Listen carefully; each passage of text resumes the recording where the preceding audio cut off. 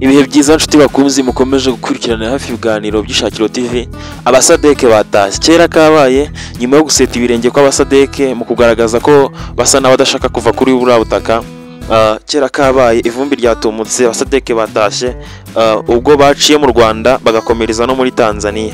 Ese ni ibiki byatumaga bakomeza kwigundiriza muri Kongo? Nabyo byaje kumenyekana kari mu y'agaciro ndetse n'ibindi bitandukanye bashaka gutambutsa.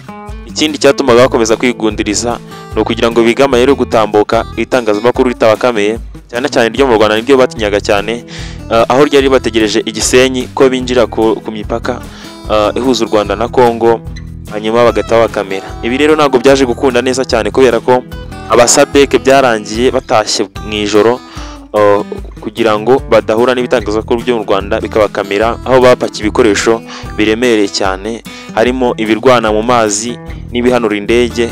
Ese M23 bari bazi ko ifite indege? Byose tugiye kubigarukaho muri kino kiganiro. Twibaze, ese bazanaga amato y'intambara bazi kaje gukora iki mu burasirazuba bwa Kongo kandi bari bazi ko baje kurwana n'inyeshyamba? Byose nibyo tugiye kugarukaho muri kiganiro.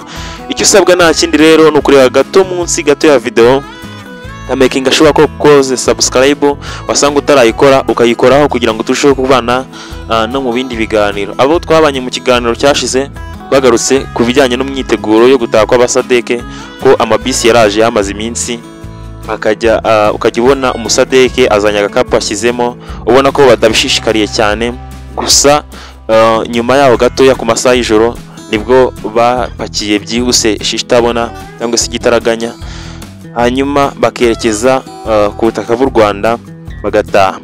Rero ibijyanye no kwishitangazamakuru ntabwo byabahiriye neza kuko amakuru yaje kumenyekana neza k'abasadeke batashye mu kimwaro cyinshi n'isoni nyuma yo gutsindwa. Bari barabeshye ko baje guhagarara cyangwa se kurinda amahoro, ariko baje kugira uruhande babugamiraho, barwana ku ruhande rwa ingabo za FARDC cyangwa se barwana ku ruhande rwa Gisegeti, baza gutsindwa. Abenshi abarenga hagati y'ibihumbi 5 n'ibihumbi 8 nibo bari barafatiye i Goma mu mujyi wa Goma ubwo Goma yafatwaga. Abo ngabo rero nibo bari bategereje gutaha. Ibikoresho rero mu gupakirwa ku masaha y'ijoro byaje gutindaho gatoya, ku buryo n'ubundi gahunda yo guhisha ukuri cyangwa se gahunda yo guhisha kugenda kwabo mu kimwaro cyinshi n'ubundi yaje kuburizwamo. Yaburijwemo iterero abantu bagenda abasadeke bagiye mu modoka bisanzwe, ndetse byanabakundiye ko baje kubasha kwihuta ku butaka bw'u Rwanda. Itangazamakuru niryabakamera cyane, gusa byari bizwi ko abasadeke benshi bagiye mu modoka zanditseho Tanzania ni military. Abenshi nyine b'abantu abasirikare, no kuba abasirikare b'abasore n'abagabo, harimo n'abagore n'abakobwa ariko batari benshi. Bose amakuru hari nuko bamaze gutambuka cyangwa se bamaze gutambuka bari mu modoka zanditseho Tanzania ni military, kuko Tanzania niyo yazanye amabisi yo gutwara abasadeke n'ibikapu byabo. Nyuma y'uko M23 yabangiye ko batwara mu y'agaciro bari bafite mu birindiro byabo hariya i Goma, aho bari bamaze iminsi barafatiwe na M23 cyangwa se barahagotewe, kuko nk'uko bikomeza kugenda bivugwa n'ibindi bitangazamakuru bitandukanye. Nk'uko mubibona rero abasadeke, reka tubanze twibaze impamvu bazanye ibikoresho bihanura indege kandi batari bazi ko M23 baje kurwana nayo ifite indege. Tunibaze ibikoresho bazanye amato y'intambara kandi bari bazi ko aho M23 basanze itari ku biyaga, itari ahantu hari ibiyaga, ndetse kuba yari ku nkengero za Lac Rwichanzige, ndetse aho ngaho ntabwo sadeke yigize ijyana y'ibirindiro hafi ya Lac Rwichanzige izwi nka Lac Edouard. Subira inyuma gato mu mateka, iyi yiswe Lac Rwichanzige iri mu cyahoze ari ubwami bw'u Rwanda. Umwami w'u Rwanda yayise Lac Rwichanzige, gusa abazungu baje muri bya bindi byabo byo kubusanya amateka no kuyagoreka, bahisemo kwita Lac Edouard kugira ngo base naho izina rya Rwichanzige rituruka ku mwami w'u Rwanda, base naho barizimiza cyangwa se base n'abari burizamo. Ndetse niyo urebye kuri map ubona ko yitwa Lac Edouard. No kuvuga ngo ahangaha niho honyine yenda M23 yaba yari yegereye ku buryo yenda ariho hakoreshwa amato y'intambara, ariko mwibuke neza ko itarwanira mu mazi cyane cyangwa se idafite ayo mato y'intambara y'ibitangaza ku buryo byari guhuruza SADC ngo izane amato y'intambara. Ikindi, SADC yazanye ibitwaro bihanura indege, kandi bari bazi ko baje kurwana n'inyeshyamba za M23. Izo ndege bagombaga guhanura n'izandi. Ikindi, SADC yazanye ibitwaro birasa kure mu birometero birenga 25. Ibirometero 25, ibikoresho birigoma kuki babizanye hafi y'igihugu cy'u Rwanda.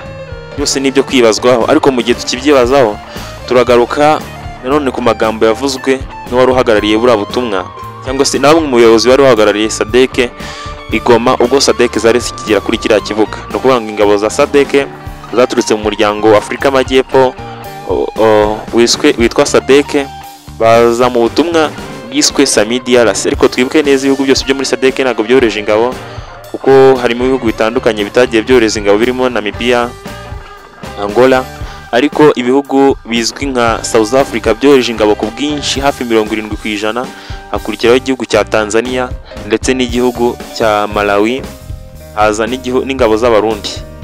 Abarundi bari mu buryo bugera muri bubiri. Hari abaje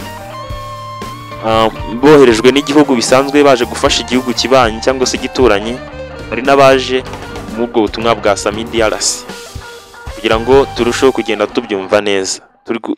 Mbibutse neza turi gushaka cyangwa se turi kwibaza ku mpamvu SADC yabazanye ibitwaro karabutaka.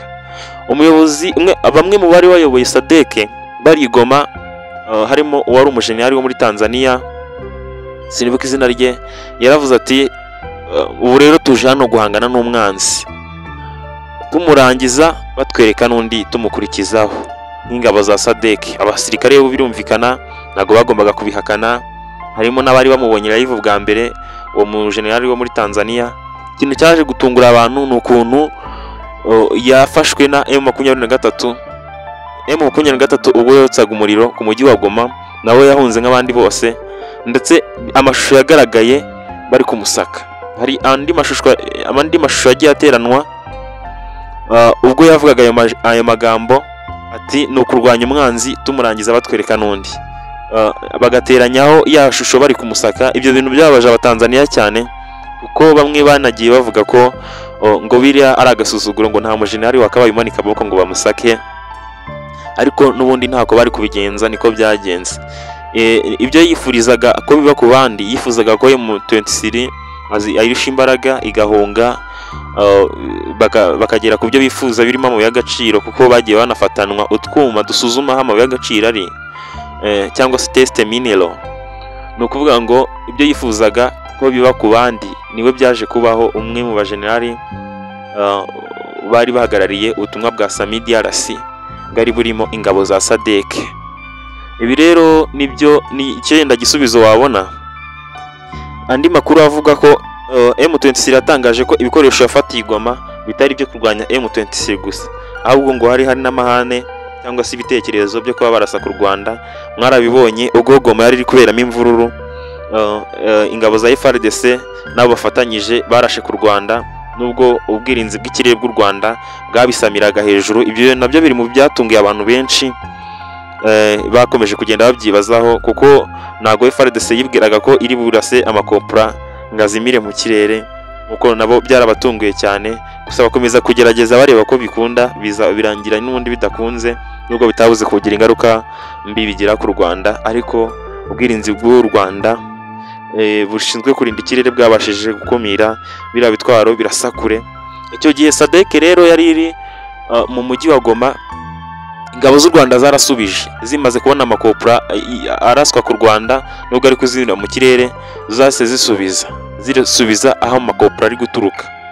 Nuko SADC irahamagara ati ko muturasa, ADF nayo iti natwe ko muri kuturasa, batereka si twebwe nimumanike, niba atari mwebwe biragaragazwa n'iki. Ako kanya SADC imanika udutambaro cyangwa se agatambaro k'umweru, igaragaza ko itarimo irasa, igaragaza ko yikuye mu kurasana, saba abo abarasa ko batagomba kuyirasaho. Niyo sinyari yatanze bisa naho kumanika amaboko uri kurwana n'umuntu akamanika amaboko agaragaza ko atagikeneye kurwana, asa naho nyine bitagenze neza ibyo yifuzaga ndetse yikuye mu murwano. Urumva ntabwo wakomeza kumurwanya, ahubwo icyakurikiyeho SADC yari itakirwana, FARDC nyinshi zari zarahunze kuko zo zari zinazi ahantu henshi zishobora guca zigahunga. AbaSADC bo bari baratutse mu bihugu bya kure, ntiwambwira ukuntu umunyemarawi azahungira mu gihugu cya Goma cyangwa se muri Kivu ya ruguru ahunga amasasu, rimwe na rimwe ashobora kwisanga yaguye muri defense ya M23, bikaba byaza kuba ibindi bindi. Niyo mpamvu ababashije guhunga cyane ari aba FARDC, aba FDLR n'abazarendo babashije guhunga, amasasu ari kuvugira mu mujyi wa Goma. Ibi rero byaje gutuma AbaSADC biganjemo aba South Africa bagoterwa mu mujyi wa Goma, banasaba ko badakomeza kurasana. Nyuma y'ibyo byose hakurikiyeho ibiganiro, General Makenga ari kumwe na mugenzi we wo muri M23 uzwi akazina ka Quickly, uzwi nka Colonel Wiringoma, kimwe n'abajenerali bo muri SADC baturutse mu bihugu byahoreje ingabo muri Congo birimo South Africa na Tanzania na Malawi, baje igoma abo bajenerali kuganira na Makenga ngo banoze uburyo bwo gutaha kw'ingabo. Byo kenshi nagenda bigaragara mu biganiro byabanje, abakandi subscribe barabibonye, ariko nuri kandi subscribe none aha munsi gato ya video arakomeza kujya abona ibindi biganiro ko bigenda bikurikirana ari uruhererekane.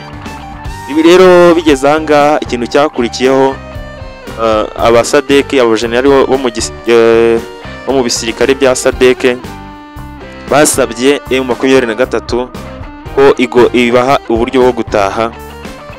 M23 nabo ibasaba kusana ikibuga cy'indege niba bashaka gutaha batanyuze mu Rwanda, barabyemera barasinyana ko babyujuje. Gusa nyine M23 yaje gusesa amasezerano ubwo yaterwaga igitero cya FARDC n'abazarendo, ikaza kuvuga ko byagizwe mu kuboko n'AbaSADC. Yahise ivuga ati ibyo gusana ikibuga cy'indege ni mu byihorere, ntabwo mugomba gusana ikibuga cy'indege, ahubwo mugomba guca mu Rwanda, nta yindi nzira mushobora gucamo, kubera ko ibeni ho byari bigoye ko bahaca kuko niho handi hari ikibuga cy'indege byashobokaga, cyari cyegereye aho bari muri Beni. Ibi rero nabyo ntabwo byaje kugenda neza ko bari guca muri Beni, ko nabo baratekerezaga bakavuga ati dushobora kuba turi mu muhanda tukaba twaraswaho n'abarundi cyangwa se abazarendo batifuza ko tuva muri iyi ntambara.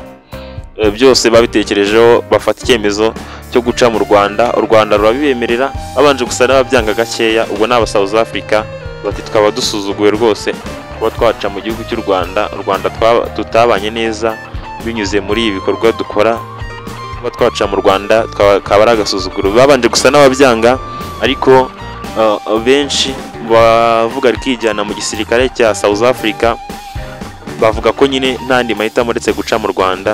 Ari nabyo byabaye kuba ingabo za SADC zaraciye mu Rwanda. Nk'uko muri kubona kuri screen rero, ibi bikoresho muri kubona hari amato y'intambara, hari ibimodoka, hari ibihanura indege, byose nk'uko muri kubona kuri screen. Ibi ni ibikoresho byazanywe n'AbaSADC bazanye mu ntambara ku butaka bwa Repubulika Iharanira Demokarasi ya Kongo, nubwo batakuyemo umusaruro runaka. Ikindi ntagarutseho cyane, AbaSADC cyangwa se abaje mu butumwa bwa Sami DRC, uko nakomeje kugenda mbivuga, biganjemo aba South Africa cyane. AbaSADC bazanye twuma dutestinga ahari amabuye y'agaciro cyangwa se test minerals. Utu twuma abagiye bafatwa amateka bamwe bafashwe na M23 baradusanganwa. Bisobanuye iki? Misiyo bari bazanye si ukurasa gusa, ahubwo bari baje no kwiba amabuye y'agaciro. Mu gutaha ntabwo bemerewe gutahana ibyo basanze ku butaka bwa Repubulika Iharanira Demokarasi ya Kongo, gusa bemerewe gutwara ibyo bari bazanye, ariko ibyo basanze ku butaka bwa Repubulika Iharanira Demokarasi ya Kongo ntabyo bemerewe gutahana, ko M23 yarabisigaranye iravuga ati ibi ni iby'igihugu cyacu.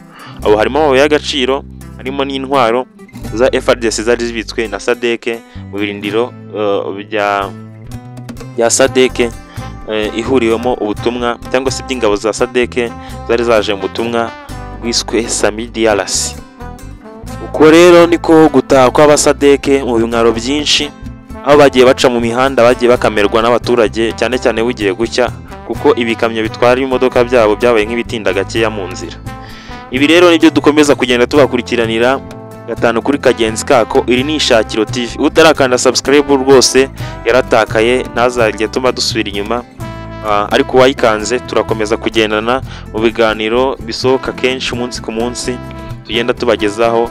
Turabakunda cyane. Ngiwe nitwa Baraka, mugira amahoro y'Imana, turakomeza kubana.